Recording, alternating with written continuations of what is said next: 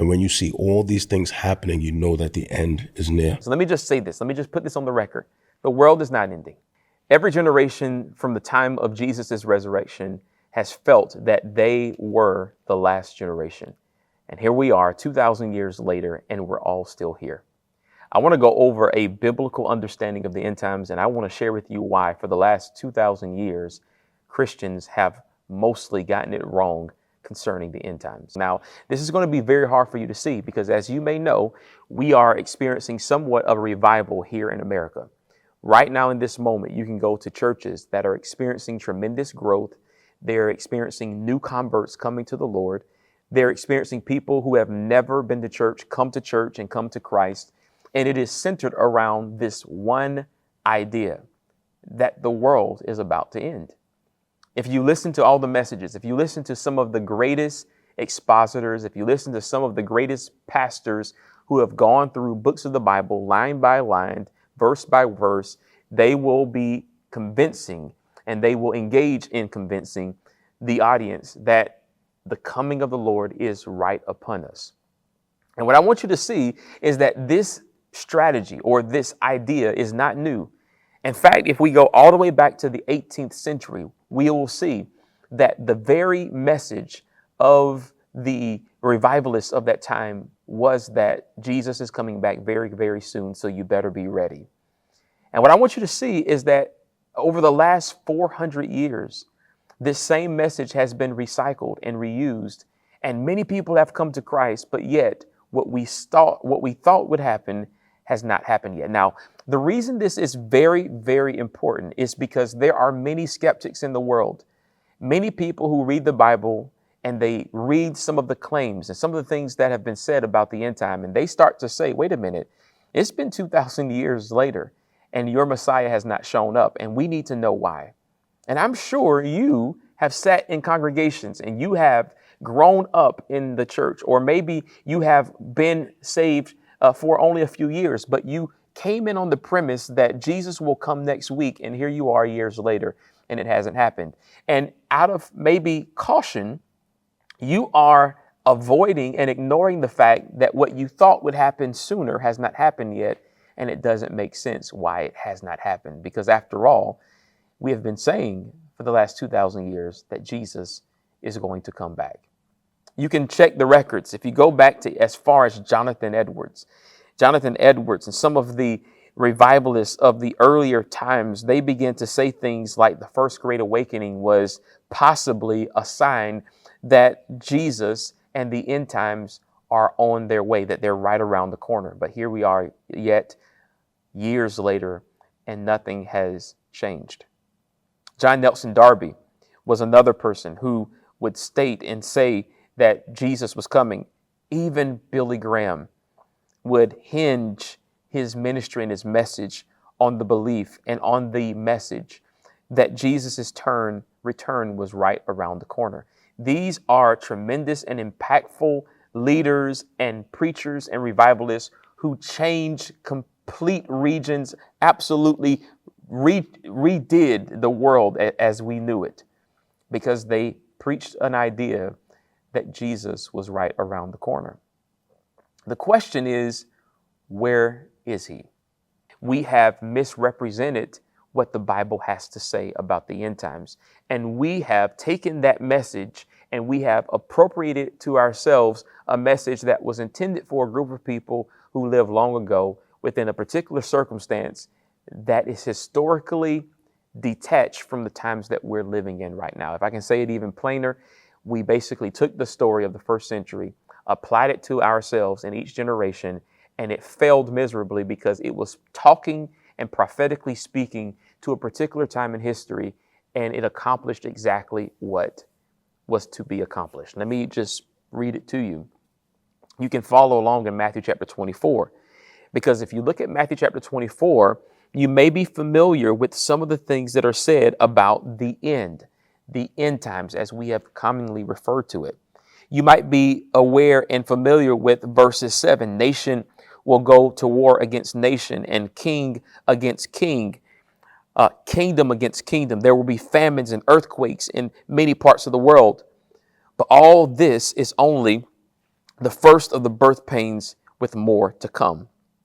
You will be arrested, persecuted, killed. You will be hated all over the world because you are my followers. And many will turn away from me and betray and hate each other. And many false prophets will appear and will deceive many people. Sin will be rampant everywhere, and the love of many will grow cold. But the one who endures to the end will be saved. And the good news about the kingdom will be preached throughout the entire world so that all nations will hear it, and then the end will come. And maybe you are familiar with these passages and you say to yourself, yeah, that's exactly what we're experiencing now. But the reality is, brothers and sisters, if we are at all experiencing these things in any form or fashion or with any sort of parallel, we were not the first to experience it. And we were not the ones that Jesus was speaking to about experiencing these things, but rather he is speaking to his disciples and the people who are present and alive in that generation that he is actually living in. The end time doctrine that Jesus introduces in this passage actually begins with a trip to the temple. You can see it in chapter 24, verse 1.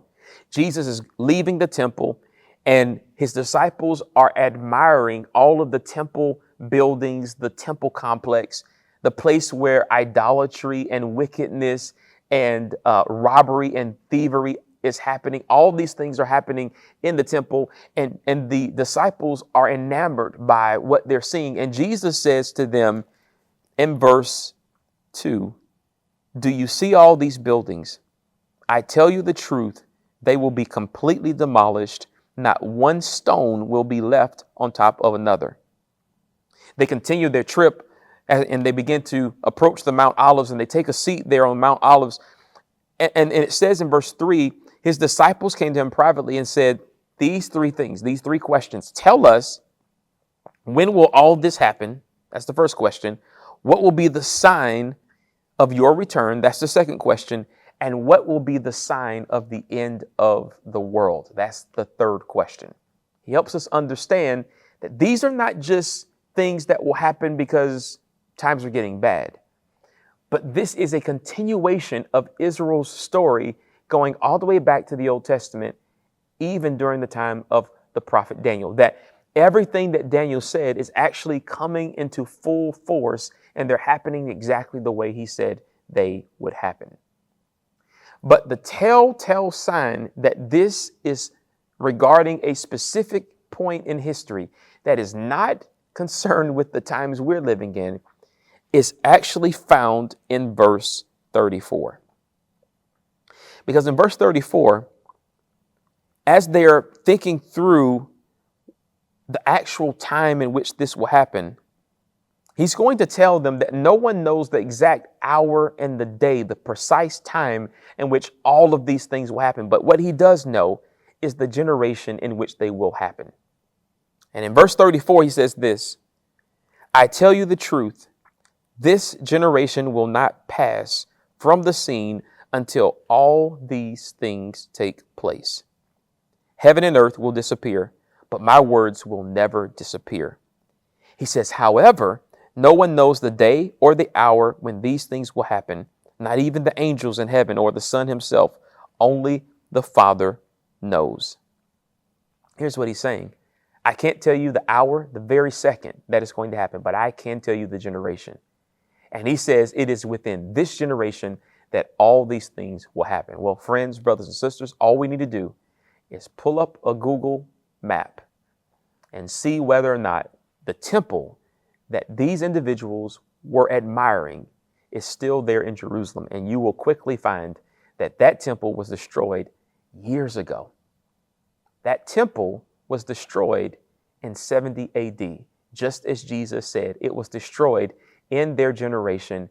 And those things that Jesus said would happen, happened in their generation. He came as Daniel prophesied he would come in all of his glory and all of his might and in his ability to rescue the people of God and finally establish the eternal kingdom that was prophesied not just by Jesus, but long before Jesus got here by Daniel the prophet and all the other exilic prophets of that time. He came and he restored Israel by taking away the temple that was filled with so much idolatry and establishing a universal spiritual temple where his presence and where his power can be found. And that's what Jesus was talking about whenever he described the end times. That's what Peter is waiting for whenever he says no man knows, or excuse me, that one day is as 1,000 years and 1,000 years is one day. This is what Paul is talking about whenever he's going from church to church and he's saying to them that in the last days, people will be wicked and they will not hear the truth. He's talking about a time where there will be severe persecution. But don't worry, Jesus the Messiah will come and establish his kingdom and his presence and his rule, just like the prophet Daniel said he would. So let me just say this. Let me just put this on the record. The world is not ending. But what is ending is the system that we build in our generation, the institution that we build in our generation that prohibits us from seeing God and worshiping God the way he is meant to be worshiped. That, my friends, will end. And it is upon us the time to repent, turn back to God, serve his will, serve his purpose, and seek every day to be transformed into the image of God. That is the message that will last and be proven to be true over and over again with every passing generation.